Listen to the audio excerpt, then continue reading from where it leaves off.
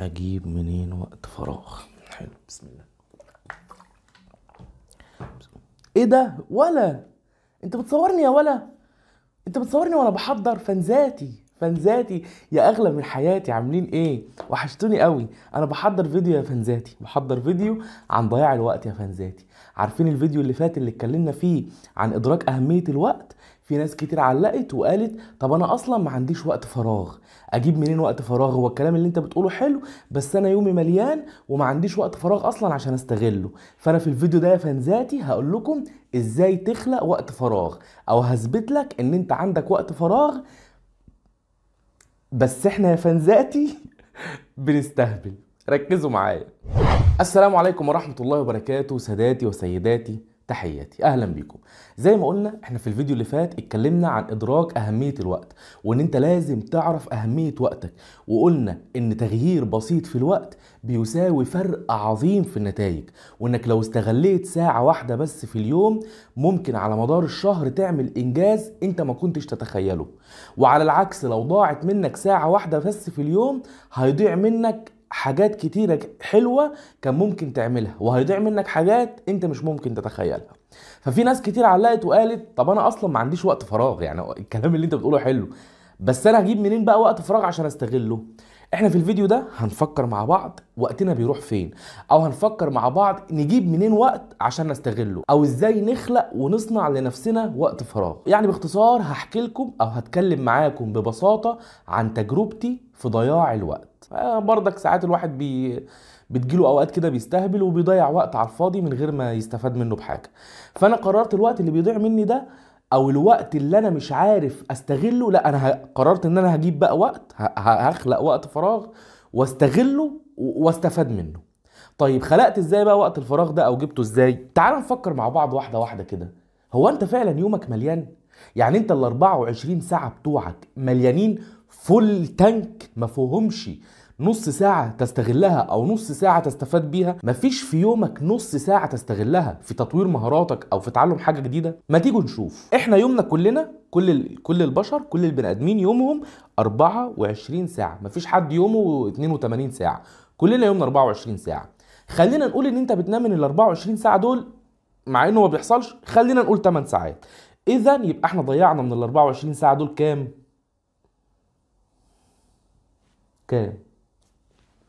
استنى مش عارف والله، يخرب بيت كام؟ فين الآلة الحاسبة؟ طيب ده 24 ناقص 8 اهي الآلة الحاسبة اهي. 24 كام؟ والله ما عارف. 24 ناقص 8 يساوي 16. يبقى انت لو مالكش دعوه باللي انا بعمله ده، انت احفظ جدول الضرب. 24 ساعه هنشيل منهم 8 ساعات نوم، هيتفضل معانا 16 ساعه. ال 16 ساعه دول انت مدعوك فيهم، يعني حرفيا مدعوك فيهم. تعال نشوف، تعال برضك نحسبها. انت عندك ال 16 ساعه دول بتشتغل منهم مثلا، هنقول كمان 8 ساعات. هنقول انت بتشتغل مثلا، معظم الناس بتشتغل من 9 ل 5 او من 4 ل 8 او ايا كان. 8 ساعات، 8 ساعات شغل من ال 16 ساعه دي سهله. يبقى تفضل معانا 8 ساعات كمان. في 8 ساعات في يومك فاضيين، ما بتنامش فيهم ومش شغال فيهم، بتعمل فيهم ايه؟ ايه في حياتك مليك وضغطك لدرجة ان انت ال8 ساعات اللي بره وقت الشغل وبره وقت النوم انت مش فاضي فيهم؟ 8 ساعات بحالهم، يعني يوم شغل كامل. خلينا نقول ان انت بتشتغل 12 ساعة في اليوم، برضه هيبقى معاك 4 ساعات فاضيين، بتعمل فيهم ايه؟ انا هقول لك بتعمل فيهم ايه. خليني اقول لك الاول ان انت حاسس ان انت يومك مليان، او حاسس ان انت ما عندكش وقت فراغ، لان انت فعلا مالي وقتك. يعني هو في وقت فراغ بس انت مش حاسس بوجوده عشان انت ماليه، فبالتالي مش هتحس ان انت عندك وقت فراغ. الازازه دي مثلا، الازازه معلش هي منهكه شويه، بس الازازه دي فيها شويه ميه دول، هل هي ما فيهاش الا شويه الميه دول؟ لا، الازازه دي مليانه هواء، فيها دول ميه وكل ده هواء. فانت حياتك عامله كده، حياتك مليانه كلها، الشويه دول من حياتك مليانين حاجات مهمه، مليانين شغل، مليانين نوم، مليانين مسؤوليات، مليانين اي حاجه، والباقي مش فاضي. الباقي مليان برضه بس مليان هوا، مليان حاجه ملهاش لازمه ومش مستفيد بيها. الايام اللي احنا داخلين عليها دي مش مستحمله ان انت تضيع وقتك، او مش مستحمله ان انت تضيع وقتك في حاجه ملهاش لازمه ومش هتستفاد منها سواء في دنيتك او في اخرتك. لا يا باشا، انت باشا بتيجي من شغلك بتقعد قدام التلفزيون تسمع لك فيلم او مسلسل، ضيعت لك ساعتين ولا ساعه من وقتك. ادي ساعه ضاعوا ما استفدتش حاجه لما قعدت ساعه قدام التلفزيون. لو مش هتقعد قدام التلفزيون، معظمنا ما بيقعدش قدام التلفزيون دلوقتي، بيمسك التليفون يقعد يقلب في فيديوهات للتيك توك واليوتيوب وي وي وي وريلز هنا على شورت هنا على التيك توك هنا. مش لاقي، وقتك ضاع. انت اول ما مسكت التليفون دي فيها ساعه عمال ما تسيبه، او فيها ساعه على ما تدرك ان في وقت ضاع كتير. من انا بقالي كتير ماسك التليفون، دي مش هتدركها اول ما بتمسك التليفون بعدها ب5 دقايق، دي بتدركها بتفهمها بعد ما يعدي عليك وقت طويل وانت ماسك التليفون. الوقت ده ممكن يعدي الساعتين، انت بعد ساعتين بتدرك ان انت بقالك وقت كتير مش عارف قد ايه ماسك التليفون. فالوقت اللي انت ماسك فيه التليفون وعمال تسكرول ده ضاع من وقتك، ضاع من حياتك. كان ممكن تستغله صح، كان ممكن تستغله استغلال احسن من ده. وهنتكلم بالتفصيل عن السوشيال ميديا وعن دورها في ضياع الوقت. بس تعالى الاول ايه، نفند كده او نرص كده الحاجات اللي بتضيع وقتنا. عندك السوشيال ميديا زي ما قلنا، عندك مثلا قعدة الصحاب والقهوة، بتروح تقعد مع اصحابك كل يوم مثلا في سكة ساعة او ساعة ونص، قاعدين بتهزروا وتضحكوا مع بعض، سواء بقى بتشيشوا، بتلعبوا بلاي ستيشن، خارجين مع بعض خروجه ملهاش اي لازمه، بتعملوا اي حاجه. المهم ان صحابك ليهم يوم او ليهم جزء من يومك، ليهم جزء من وقتك عموما. وبعيدا اصلا بقى عن ضياع الوقت، صحابك دول لو صحاب سوء، دول مش بيضيعوا لك وقتك، دول بيضيعوك انت شخصيا، بيضيعوا لك وقتك وحياتك واخرتك ودنيتك، بيدمروك. لان صحبه السوء كده هي دي دورها في حياتك. وعلى العكس صحبة الخير، صحبة الخير خير في كل حاجة في حياتك.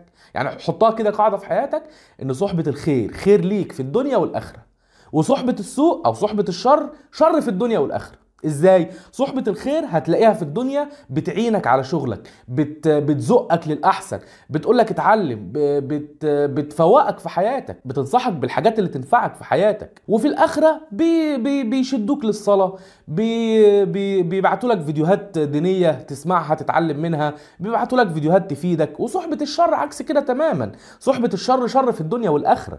في الدنيا بتلاقيهم معطلينك محطمينك، بتقعدوا مع بعض، تقعدوا تنموا على خلق الله وتشيروا في سيئات، تقعدوا تنمروا على بعض وتبوظوا نفسيات بعض، بيأخروك عن شغلك، بيأخروك عن كل حاجة مهمة في حياتك، بيأخروك عن أهلك حتى. وشر ليك في آخرتك برضه، بيعطلوك عن الصلاه. عمر ما حد فيهم هيقول لك قوم صلي، عمر صحبه السوق دي ما هتلاقي حد يقول لك قوم صلي. بالعكس، خد سيجاره، مش هيقول لك يلا نصلي. هيدوك ارقام بنات، مش هياخدوك ويروحوا يقعدوا في حلقه تحفيظ قران مثلا. هيعلموك تعلي صوتك على ابوك ولا ما تسكتلوش. هو ايه، هو هيتحكم فيك ولا ايه؟ ما ازاي يزعق لك كده ويقل منك قدام يا اسطى؟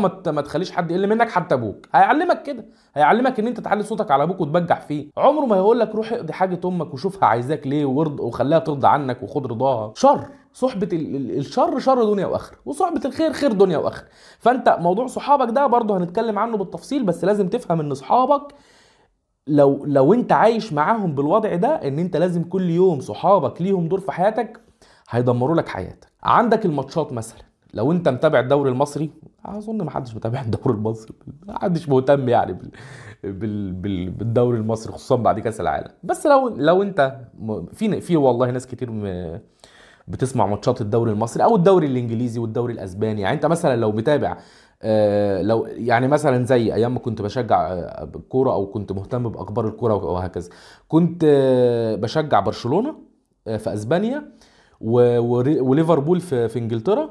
ده لما صلاح دخلها يعني، بس قبل صلاح كنت بشجع مانشستر سيتي. وفي مصر الاهلي.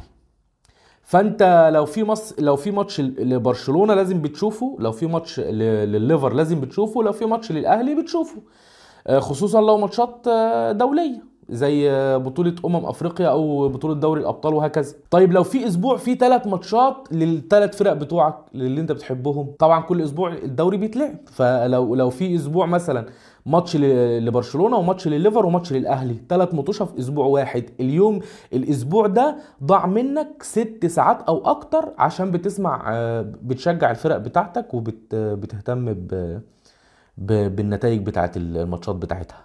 فده وقت ضاع 6 ساعات في الاسبوع، يعني كل يوم ساعه.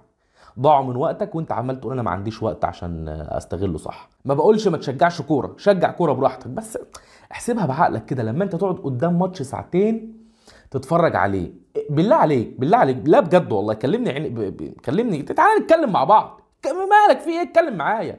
ايه المتعه اللي انت بتشوفها في الدوري المصري؟ ما بهزرش والله. يعني ايه المتعه اللي انت بتشوفها في ماتش الاهلي والبنك السويدي، او الاهلي واسوان مثلا؟ ايه المتعه في كده؟ عايز تعرف الاخبار او عايز تتابع الفرقه بتاعتك، يا عم اسمع الملخص. في قنوات على اليوتيوب دلوقتي شغاله ملخصات، حتى الدوري المصري ليه ملخصات. بدل ما تضيع ساعتين في الماتش ضيع لك 5 دقايق، بدل ما انت مهتم قوي بالكوره كده. وحاجات كتير بقى في حياتك هتلاقي نفسك ان انت بتضيع فيها وقت على الفاضي، وانت واهم نفسك ان انت ما عندكش وقت فراغ. بس لو حسبتها صح هتلاقي نفسك ان ده كله وقت فراغ وانت بتضيعه على حاجات هبله ملهاش لازمه، ومفهم نفسك ان ده انا مضغوط جدا، ده انا مفحوت، ده انا يا لهو عليا، ده انا روبوت. انت ولا ليك لازمه. انا اسف يعني، بس انت ما حاجات كتير بتعملها ملهاش لازمه، ومفهم نفسك ان انت ما عندكش وقت فراغ. لا يا حبيبي، انت عندك وقت فراغ. مش بيل جيتس انت يعني، مش ايلون ماسك. لا، ماسك ايه؟ لا انت عندك وقت فراغ، مش راجل، مش نجيب ساويرس يعني.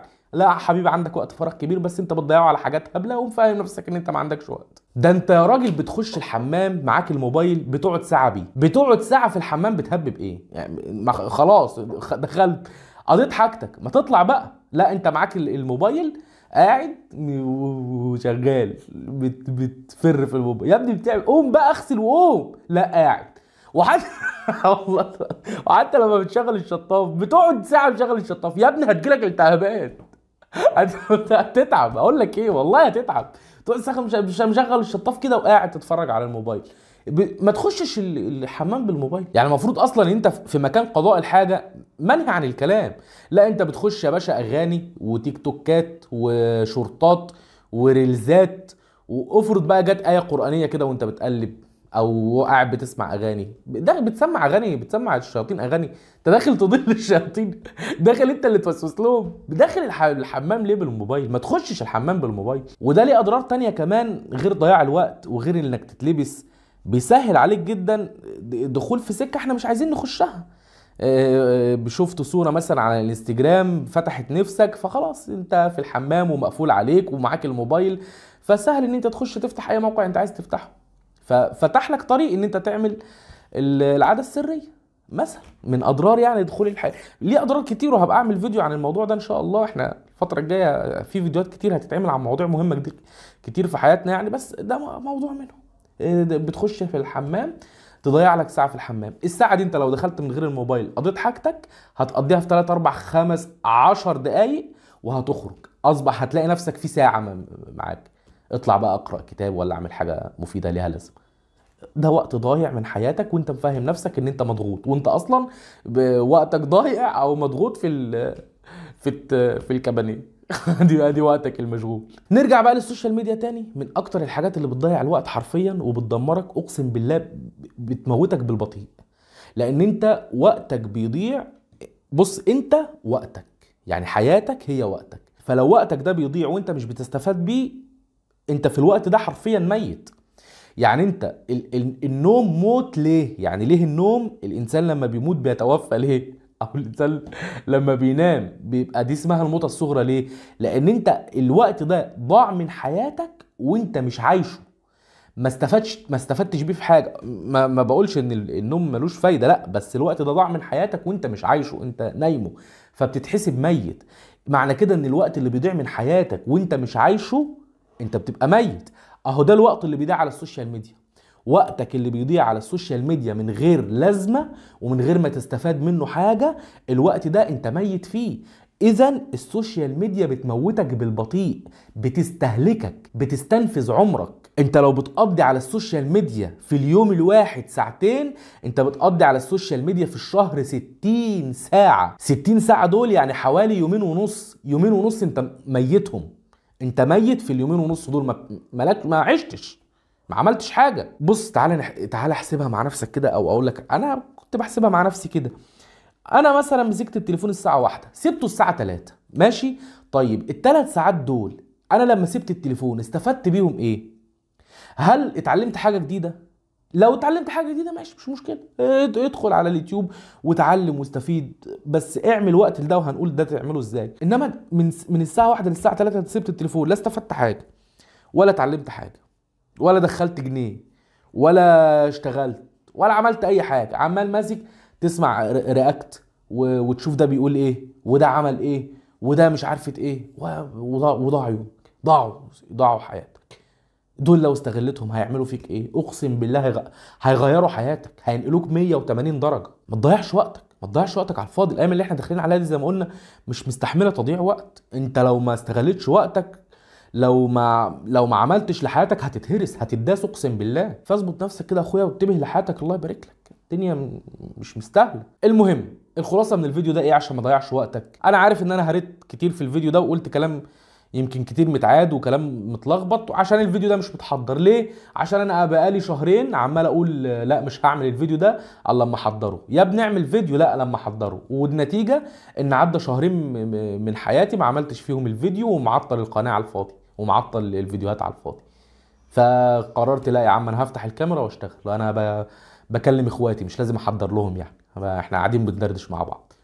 وان شاء الله كل جمعه هنعمل كده، كل يوم جمعه هنطلع نتكلم مع بعض، احكي لكم تجربتي في اي حاجه إن كانت، ونحاول نصلح الدنيا مع بعض باذن الله. ان شاء الله الفتره الجايه يبقى في شغل كتير. المهم الخلاصه من الفيديو ده ايه اللي انا عايز اقوله لك؟ تعالى ايه، هات ورقه وقلم كده واقعد قسم يومك. شوف يومك ووقتك وساعاتك بتضيع في ايه، غير النوم وغير الشغل وغير وقت الاكل والشرب والحمام وغير قعدتك مع اهلك طبعا، وغير القيام بمسؤولياتك، انك تجيب حاجه البيت، انك ترمي الزباله، انك تعمل غير كل الحاجات المهمه اللي في حياتك، غير كل حاجه بتعملها بتاثر بيها على الناس اللي حواليك او بتاثر بيها على نفسك بتاثير ايجابي.